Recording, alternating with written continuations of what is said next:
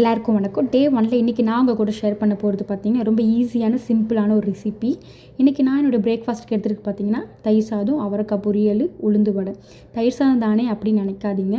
தயிர் சாதம் மாதிரி ஒரு ஈஸியான சிம்பிள் ரெசிபி இருக்கவே முடியாது. இது கூட நீங்கள் அவரைக்காய் வச்சு சாப்பிடும் பொழுது அடிக்கிற வெயிலுக்கு அவ்வளோ இதமாக இருக்கும். அவரைக்காய் தான் எடுத்துக்கணும்னு கேட்டிங்கன்னா கிடையாது. உங்கள் வீட்டில் என்ன வெஜிடபிள்ஸ் அவைலபிளாக இருக்கோ அந்த வெஜிடபிள்ஸ் கூட நீங்கள் மர்ஜ் பண்ணி சாப்பிடும்போது ரொம்பவே சூப்பராக இருக்கும். ஒன்ஸ் என்னோடய பிரேக்ஃபாஸ்ட் முடிச்சதுக்கப்புறம் நான் ஆஃபீஸ்க்கு பார்த்திங்கன்னா வெறும் தண்ணி எடுத்துக்காமல் அதுக்குள்ளே ஒரு ஆம்லாவை கட் பண்ணி போட்டுருவேன். ஸோ ஆஃபீஸில் 3 டைம்ஸ் வந்து அந்த பாட்டில் வந்து ரீஃபில் பண்ணி கொடுப்பேன். 3ஆவது வாட்டி குடித்து முடித்ததுக்கப்புறம் அந்த ஆம்லாவை அப்படியே கீழே போடாமல் நான் அதை சாப்பிட்றேன். இப்படி சாப்பிட்றதுனால பார்த்திங்க அப்படின்னா ஏர் ஃபால்ஸ் வந்து நமக்கு டே அண்ட் டே கம்மியாகிறத எல்லோரும் பார்க்க முடியும். நீங்களும் ட்ரை பண்ணிங்க அப்படின்னா. இதில் நீங்கள் எதை வேணால் நீங்கள் வந்து விட்டு கொடுத்து போகலாம், இல்லை பண்ணாமல் கூட போகலாம். ஆனால் மார்னிங் பிரேக்ஃபாஸ்ட் சாப்பிட்றத மட்டும் தயவு செஞ்சு யாரும் அவாய்ட் பண்ணாதீங்க. என்ன உங்கள் கிட்டே இருக்கோ அதை தயவு செஞ்சு காலையில் எடுத்துக்கோங்க.